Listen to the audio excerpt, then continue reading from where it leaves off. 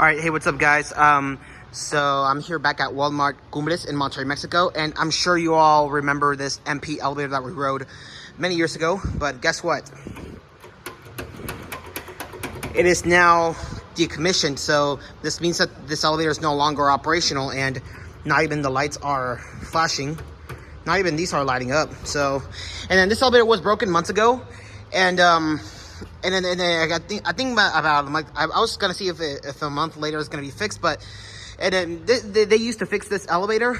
They fixed this elevator, but it broke down again, and then the maintenance team didn't want to fix the elevator anymore. So unfortunately, this elevator is no longer operational. And right there's the elevator sign, which used to be up here, and yep, sadly, not even the lights are flashing up. So yeah, sadly, this elevator is now decommissioned. So rest in peace, MP traction freight elevator.